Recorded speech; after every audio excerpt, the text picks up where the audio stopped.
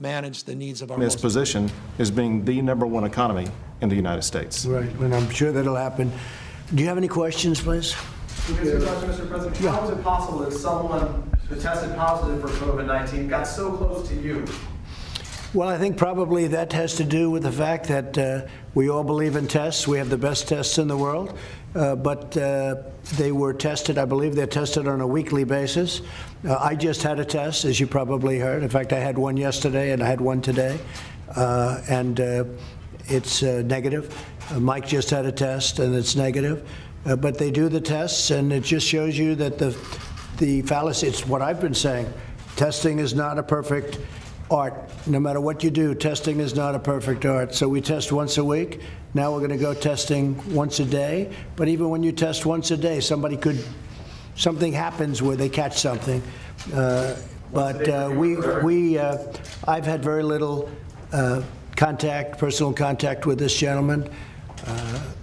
Know who he is, good person, but I've had very little contact. Mike has had very little contact with him.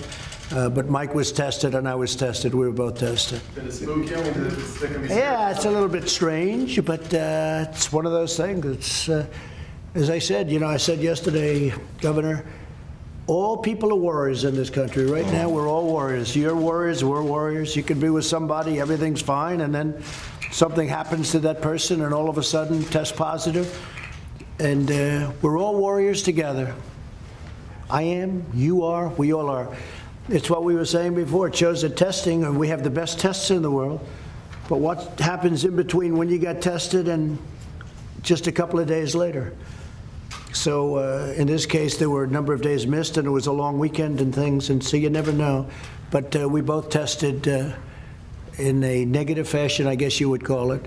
Any other questions? Could we get your reaction to some breaking news? The Justice Department has decided to dismiss the case against Michael Flynn. Are you aware of that? I didn't know that was happening at this moment. I felt it was going to happen just by watching and seeing like everybody else does. He was an innocent man. He is a great gentleman. He was targeted by the Obama administration. And he was targeted in order to try and take down a president. And what they've done is a disgrace, and I hope a big price is going to be paid. A big price should be paid. There's never been anything like this in the history of our country. What they did, what the Obama administration did, is unprecedented. It's never happened. Never happened. A thing like this has never happened before in the history of our country. And I hope a lot of people are going to pay a big price because they're dishonest, crooked people. They're scum, and I say it a lot. They're scum. They're human scum. This should never have happened in this country. A duly elected president. And they went after him by going after fine people. And those fine people said, no, I'm not going to lie. I can't lie. He's not the only one. There are many of them. And they all said, I can't lie. They could have said something like, oh, make up a lie. Trump loves somebody or something or some country. And they said, no, you wouldn't have any problem. That's what they were trying to do. And it's a disgrace. The Obama administration, Justice Department, was a disgrace. And they got caught. They got caught. Very dishonest people. But much more than this. It's treason. It's treason. So I'm very happy for General Flynn. He was a great warrior, and he still is a great warrior. Now, in my book, he's an even greater warrior. What happened to him should never happen again, and what happened to this presidency, to go through all of that and still do more than any president has ever done in the first 3 years, is pretty amazing when you think of it, with what we've done with regulations and tax cuts and Second Amendment and all of the things we've done. It's never happened, and until 2 months ago, we had the greatest economy in history. Unfortunately, we had to, like you did in Texas, we had to close it down. But for these people to have done that, I am very proud of General Flynn. I can tell you that right now. Who would you like to see pay a price for this? Oh, the people should pay a big price for what they've done to this country. They should pay a big price, and their partner, very complicit, is a thing called the media. The media is totally guilty. And all of those writers and so-called journalists, they're not journalists, they're thieves. All of those journalists that received a Pulitzer Prize, should be forced to give those Pulitzer Prizes back because they were all wrong. There was no, because if you saw today, more documents came out saying there was absolutely no collusion with Russia.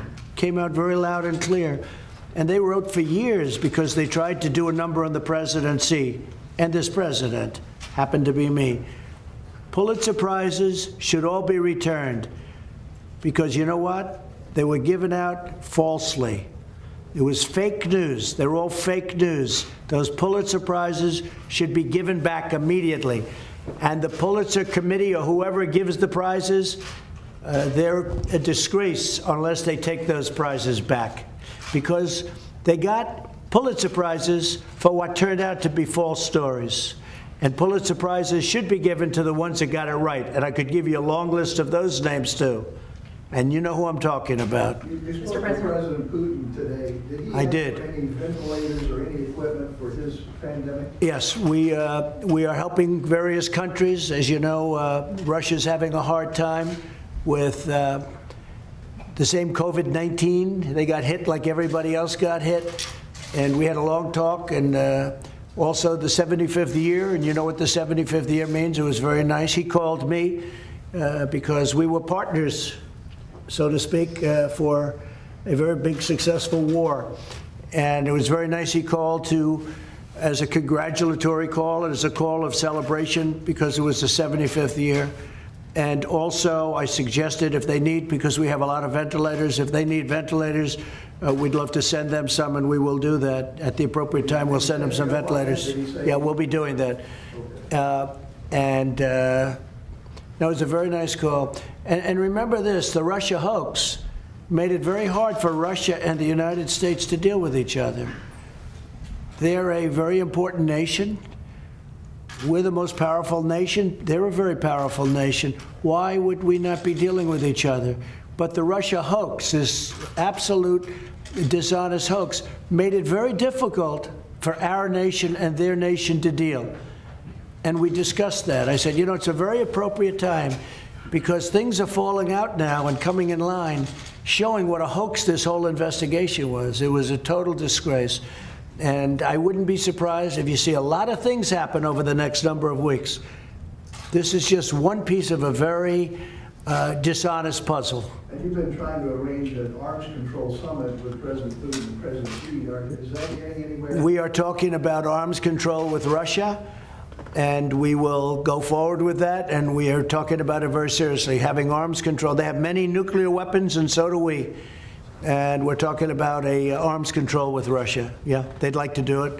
We'd like to do it. Sir, talking about the economy today, we've now learned that 33 million jobs have been lost in the last 7 weeks. Will there be more jobs lost in May, or is that number going to start coming down? Well, yeah, Peter, the number will start coming down at an appropriate time, whatever that is. I'm viewing the third quarter as being a very important quarter because that's, as I said, that'll be a transition. I think you could almost say a transition into greatness because I think next year we're going to have a phenomenal year economically. We're working very hard now. The governor's working along with us. The relationship with Texas has been phenomenal.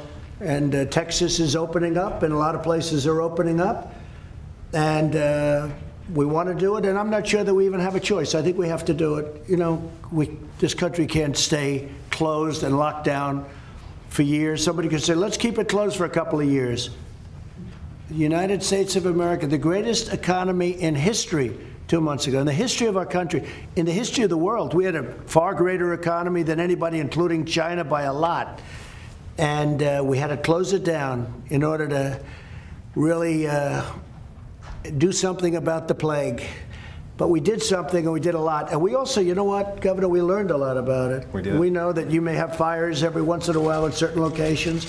Some little ones, maybe some big ones, but you know how to shut it down. That's you might exactly want to speak about that. Sure, I would. I was talking with Dr. Birx about that. And so what we've done, we've been able to contain the spread of the coronavirus in Texas, but at the same time, we created these surge forces that will go out to regions where there are flare-ups. And it's like putting out a fire. We have a surge force working in the Panhandle in Texas right now, up in Amarillo and just north of Amarillo because of an outbreak at a meatpacking plant. There's several other issues with other meatpacking plants in Texas. Basically, there's only 3 categories causing any type of outbreak. There are meatpacking plants, there are jails, and there are senior centers. And so we have task forces that focus on those 3 areas. If it weren't for those 3 categories, the people in Texas testing positive would be very minimal. And the governor and I have spoken about what he's doing with senior citizen centers is incredible. The time and effort and love that you're giving to senior citizens, they were just what has gone on throughout the country in some instances, as you know, senior citizens areas. And the governor's really made that a point, really almost before anybody I can think of. So, and because of that, we have one of the lowest death rates in the United States of America. That's right. Last week in Odessa, Texas, police were used with an armored vehicle and guns drawn to shut down a bar that had opened up in going against the order. What role does police have in enforcing these kind of lockdown and social distancing orders?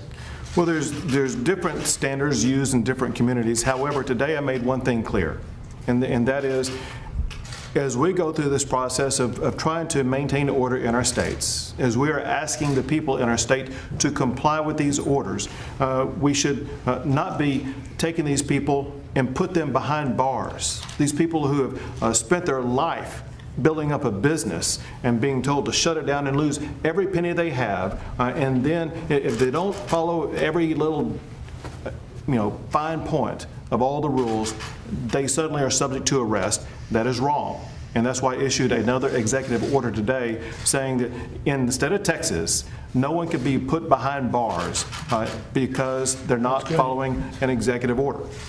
It's common sense. That includes the woman that we've been reading about with the beauty salon. She's free today. Good. Sir, following up on the coronavirus, has the West Wing, has the Oval Office been deep cleaned? Are you contact tracing the people around this area that would have had contact with this person? Is there a 14-day quarantine, or should there be for those who are in touch with them? They're doing everything that you can do, again, within the limits of testing, and you know what that is. We have the ultimate testing. We have the best tests in the world, and we gave more than anybody else. But I've always said testing is somewhat overrated, because what happens after somebody takes a test? What's going on there? And Mike was just saying the word essential workers, and as you know, essential workers are immune from that. Mike, do you want to maybe mention that?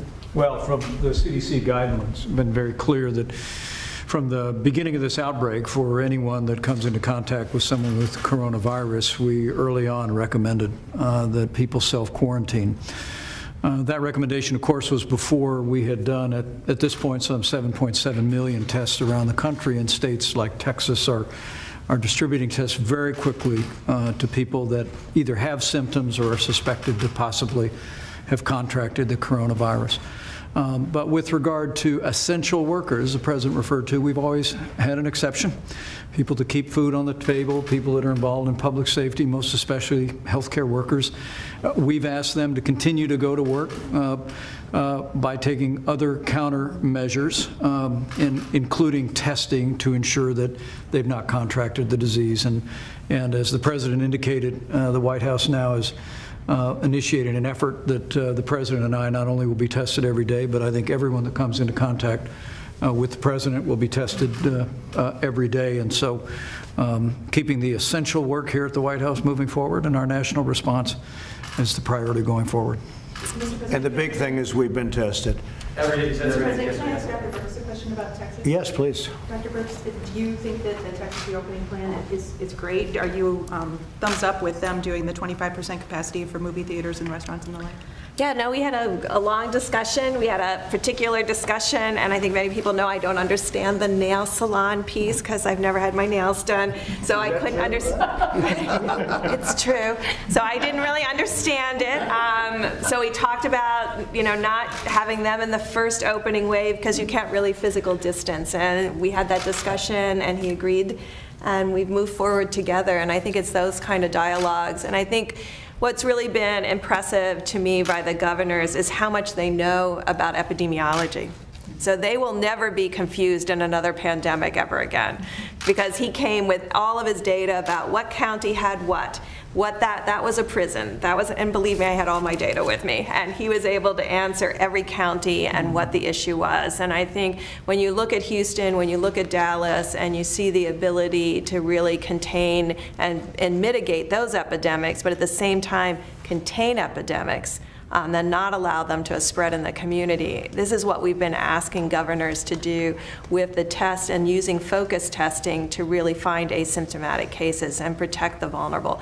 And the ability to go into prison, to go into meatpacking plants, and go into the senior care centers and proactively test is really quite extraordinary. And I think we still remain concerned about asymptomatic spread, and we think that the progress that they're making on testing in a focused way to protect others is really a way that we can move forward together to protect everyone in the community. So Texas is a role model for other states? Or? Every state is different. So I don't want to get in a comparison with the governors, because I've talked to some incredible governors who are all doing quite a good job. That's true. Dr. Murphy, perhaps, Mr. President, 20 states by the account of multiple organizations right now that haven't met the guidelines that you set here have either partially or completely realized. What do you say to those states that haven't met the guidelines that are already starting that process now? We've looked at all of them. We've spoken to many of the governors, most of the governors. As you know, we give leeway to the governors, and these are governors that have done a good job in, I think, all cases. I have some that I don't think are doing a particularly good job, but for the most part they have, and these governors have, and we give them the leeway. They have to do what they're doing, like Governor Abbott. When you look at the job he's done in Texas, I rely on his judgment. And you have parts of Texas, vast parts of Texas, where there's no problem whatsoever. I mean, there's like literally nothing, and it would be a shame to keep that closed. I mean, half of our counties either have no cases or 5 or fewer cases. Yeah, it's, so the governors have great power as to that given by us. We want them to do that. We rely on them. We trust them. And hopefully they're making the right decisions. Can I ask you about Georgia right now? There's been some dramatic video of an unarmed black Georgia man who was shot by police while on a jog. There's been a lot of protests about this. Have you seen the video and your reaction to that situation? So I'm getting a full report on it this evening. My heart goes out to the parents and to the loved ones of the young gentleman. It's a very sad thing, but I will be given a full report this evening. Haven't seen the video yet, to be clear. No, I haven't. Mr. President, there's a report about Saudi Arabia that the U.S. is considering removing anti-missile Patriot missile systems from Saudi Arabia. Can you confirm, is that true? Well, I don't want to talk about it, but we're doing some things. We're making a lot of moves in the Middle East and elsewhere. We're doing a lot of things all over the world militarily. We've been taken advantage of all over the world, our military, and in the sense that we're, and this has nothing to do with Saudi Arabia, this has to do with other countries, frankly, much more. We have the most powerful military in the world. We've spent $1.5 trillion since I've been here, more than that, $1.5 trillion on a military that we now have the strongest military we've ever had. We have the best equipment, the best missiles, planes, the best of everything. We're authorizing and just authorized ships, new ships being built. They're all being built in the United States. And their beauties is we have the best submarines in the world by far, and we have submarines being built. And we go around and protect other countries, and other countries don't respect us like they should. In some cases, they don't even like us. And those days are over. Those days are over. So things are moving.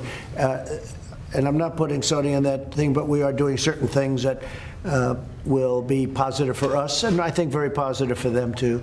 Saudi Arabia is a very wealthy country, and they've agreed to help defray some of the costs, which nobody else would ever ask for, of course. You probably have to have a good business person in charge of a country. I don't want to sound overly anything. I just want to tell you that very wealthy countries we were protecting for nothing, or very little. South Korea has agreed to pay substantial money to us, which we appreciate very much.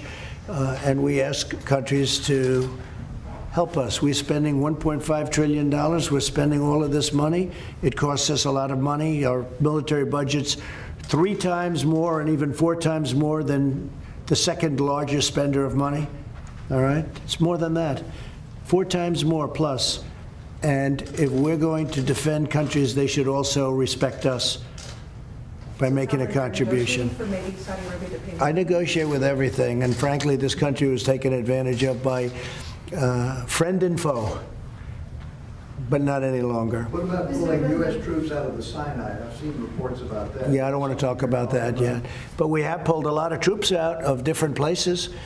We were guarding the border between Turkey and Syria and for years, and we had thousands of people there. And I said, wait a minute, let me ask you this. Turkey, Syria, 2 big countries, they know how to guard their border. They've been fighting with each other for years. Why do we have thousands of soldiers? Ultimately, we got it down to 57 soldiers, and then 27 soldiers. And then they were getting a little hostile toward each other. I said, get my 27 soldiers out. And that was about a year ago. And I took a lot of heat. People said, oh, that's terrible. I said, no, it's not terrible. Nothing's happened on the border. They've been fighting each other for 1,000 years under different names, probably a lot longer than 1,000 years. I said, I don't want my troops there. So we're essentially out of Syria, other than we kept the oil. We kept the oil. Of course, that was better 2 months ago than it is now. Keeping the oil today is not as good as it would have been 2 months ago. 2 months ago was a wise thing. Today it's like... Give it a year. Today, I think so. I think so. By the way, oil prices have gone up. Right. Which is great for your oil industry, Exactly. and it's great for jobs, because it's millions of jobs. We built the greatest energy country in the world by far, and prices are inching up. And I saw it 25 today, actually, right? It's good for our $25 a barrel. economy. Good for jobs. It's good for jobs. That's what we want, jobs. And Governor Abbott said, Yes, go ahead, Jennifer, please. Governor Abbott said something about businesses and liability. Can you say, sir, do you support Mitch McConnell's liability reform for U.S.? Well, I think you have to have something having to do with liability for COVID, because you can't have a restaurant and a guy is going to open, and it's a nice business, but it's not exactly the oil business in its prime, right? And somebody leaves and they say, oh, I'm going to sue them because they caught the plague. And now, whether he was guilty or not, the legal fees will drive him out of business. You can't do that. So I think you're going to probably have to have something. Yeah, I would support that. I mean, you go to a game and you sue the team owner, or you go to someplace and it would be litigation heaven. And you'll never know where they caught it. You never know where they catch it. So we have to have something like that. Otherwise, there's going to be lawsuits all. I mean, there already is in this country, but you'd have lawsuits all over the place, right? These international travel restrictions that you impose on China and all around the world, do you see any scenario of easing them anytime soon? Yeah, at some point when they clean up, and when everybody cleans up, and when the plague disappears, sure. I mean, you want to have international travel. Our airlines are going to do very well again. We saved the airlines with $25 billion and another $25 billion. But no, you want to have international travel, but you don't want to have it when France is having a hard time. They did another shutdown, and Spain is having a terrible time, and Italy I don't even have to tell you about. No, but we want to be open to those countries at the appropriate time. Absolutely. And Germany has been apparently quite successful in taking on the pandemic and now opening up the country. Right. Have you considered calling the German Chancellor to ask for sort of advice? Now, Germany, we're very close to Germany. We have a very good relationship with Germany. Germany's done very good. They have a very low mortality rate like we do. We have a low mortality rate also. Frankly, if you took New York out of the equation, we would really have a low mortality rate. But no, but I speak to her all the time. We communicate. We communicate. Our countries communicate, especially, yes. So how much influence does Fox News have over your thinking on the pandemic? No different than anybody else. I mean, I watch Fox News and I watch others, and I read a lot of newspapers, and I get a lot of information from my people. I think I'm very well versed when it comes to not only the pandemic, but everything. I mean, I enjoy that, and I think I have an obligation to do it. So, but there's certainly a more honorable source than some. I mean, some is fake. If you look at CNN, it's fake news. If you look at MSDNC, I call it MSDNC. You know what that means, right? Democratic National Committee. You look at NBC. NBC to me is very dishonest news, and that's why they fired Andy Lack. I guess you have to ask them, but Andy Lack was a hack. And they fired him, and they did a big favor to the world and to this country. But no, I find NBC to be very dishonest. I find, which is a Comcast division. I call it Concast with an N. I don't use the M. I always call it Concast. ABC, I thought he gave me a very fair interview the other night. Very good professional. I've had very good relationships with him, as you know. CBS is having a hard time, but they're not getting it straight. In fact, last night I read where they did a false report where they actually got people to make it look like it was a terror. Did you see what happened? They got people. Let's get some people because they want to make it look like it was turmoil. And they do that with this White House all the time. They love the word chaos when there's no chaos whatsoever. They love the word chaos. But what happened at CBS yesterday was terrible, where they got a lot of people to try and pretend like it was a mass amount of chaos and disorder. You saw that. It was terrible. So the news media in our country is a mess, but they fired Andy Lack, and that was a good thing. That's a big step forward. When is your next trip outside of Washington? Restrictions have to be reimposed, that there's spikes in places that you have to... I hope not. I don't think so. I think you're going to have embers, as I say. I think you're going to have some fires, maybe some fairly big fires by comparison to what people would even think. But this gentleman's a total professional. I think we've learned a lot. If you would have said that question a number of months ago, it would have been different. The answer would have been different. But today, I think we've learned a lot. And you're going to have some areas in Texas where you'll have to put them out, and he'll put them out. What do you think about that? Well, and we have learned so much the past few months, and we now know, first, how to go in and contain, but also we now have the resources to go in and to contain. So we're going into these meat packing facilities, we're testing everybody, or we'll go into a jail and we'll test everybody. And we will separate those who test positive from those who test negative. But most importantly, we go into these senior centers because their lives are so vulnerable. And we focus on our seniors, and we focus on ways to reduce their deaths. And so we now have all of these strategies to make sure that we are able to contain any type of outbreak, and that allows the rest of the economy of big states like Texas to continue to go and grow while we manage and contain the outbreaks where they exist. That we wouldn't have known 2 months ago. He couldn't have given that answer. The governor couldn't have given that answer 2 months ago. But we've learned. There's still things we don't know about this crazy plague, this particular virus. But the answer that Greg just gave, which was so good, I don't think you could have given that answer, and I wouldn't have known that answer either 2 months ago. So we've learned a lot. On the Wuhan lab, Mr. President, you had said on Sunday that there would be a very strong report coming out soon about the connection between the lab and the virus. Is that still coming? When should we expect that? It's coming. I don't know that I'm going to give it to you. We're going to learn. Look, it came out of China. Okay? Whether people like to say it or not, everybody knows that. I guess it pretty much, I think that's pretty much known. They tried to blame Europe.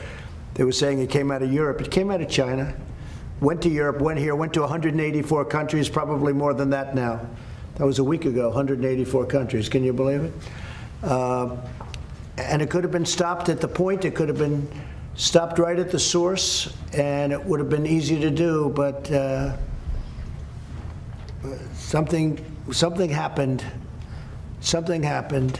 Either they made a terrible mistake, probably it was incompetent, somebody was stupid, and they didn't do the job that they should have done. It's too bad. Are you considering other economic measures to help people that you don't have to go through Congress on, like another delay in filing federal taxes, that sort of thing? Yeah, things could happen like that. We have to help people. I was watching the Solano owner. She looked so great, so professional, so good. And she was talking about, you know, her children. She has to feed her children. It was great. And we could do things ministerially through executive order or otherwise that can help a lot of people. As an example, like delays, we could do delays of various filings. And yeah, I could see that happening, Steve. I think a thing like that could happen. Mr. Peter? President, people have lived off $1,200, those checks, a lot of them for a couple months. Should they be expected to live off that same $1,200 for the next couple months, or is more money coming? Well, something could happen. There is talk about something happening, and we'll see what's going on. But you know, the greatest thing that could happen? If we could get our country open again and get it going again and have people have these great jobs again. And what we've done is we've been able to have all these thousands and hundreds of thousands of small businesses pay their employees, even though there was no income coming in. So they're ready to rock and they're ready to go. And if when Texas opens and other places, you're already started the process. The best thing we can do, Peter, is get our country going, get it open, and get it open safely. And we'll put out those little fires or those big fires if we have to, but we have to get our country going. Okay. On visa suspensions, there are 4 GOP senators who are encouraging you to suspend visas, including for technical and professional workers. Is that something the White House is considering? Say it again, what? On visa suspensions? Visa, yeah. Cotton and Grassley, Yeah. those guys are asking you to suspend Well, we're talking to them work about it. visas. They're good senators. So We're talking to them about it. Okay. Sir, we were told some time ago that you would sign a Buy American executive order, whatever. Well, I've been saying Buy American ever since I announced I was running for office and long before that. But the No, we're bringing a lot of companies back. We were doing that long before this happened. You know, Japan is having big plants built here. We have many Japanese plants coming where they're building their cars in the United States. I said, you have to do it. You have to do it. And they were doing it. We have many companies coming back to the United States. Then this hit. And when this is gone, it'll continue. But maybe it'll continue even more so because we've learned a lot. You know, we've learned more than just about this particular invisible enemy. We've learned a lot. We've learned a lot about the economics and the importance of making things in our country like we used to. You know, we used to make things here. And then all of a sudden somebody became a great globalist. Some great genius became a globalist. But now he's not such a genius anymore. Maybe he's not even a smart person. We got to make things in our country. That includes medicine. It includes steel. You know, our steel companies, we had it very good. We made it very difficult for steel dumping, and some of the companies were doing very well. Now, of course, we got that waylaid a little bit, but we'll always help our steel companies. But we have to make our product in this country. And I've been saying that for a long time. Globalists have cost us a lot of money. Sir, And a lot of security. Sir, should valets be wearing masks? Yeah. Which valets are you talking about? Valets are all over the place. I mean, the valets, sorry. Yeah. Your personal And they are, and they do. They are, and they do. Oh, they do wear masks? Yeah. Your personal valet was Yeah, wearing they a mask do. in your Yeah. interaction with him? They do. They wear masks, yeah. A lot of people in the White House wear masks. And frankly, a lot of people want to wear masks until this thing goes away. But we have a lot of people in the White House, I see it all the time, where they're wearing masks. And just a little while ago, they were wearing a mask. There's one of them, you were wearing a mask a little while ago. And but I noticed a lot of the reporters aren't wearing masks. Thank you very much, everybody. Thank you very much. Thank you, press. Thank you very much, press. Say it? Are you going to reach out to General Flynn? I will, yeah. I think it's, you know, at the appropriate time, I think he's a hero. It's a scam. It was a scam and a hoax. I think he's a hero, the general. Thank you. Your wife and daughter, excuse me. Good shape. Son, are in good shape? They're in good shape. They've been Yep. tested and they're both. They're in great shape. Thank you, sir. Governor, is it going to be tested? Thank you very much. Hope so.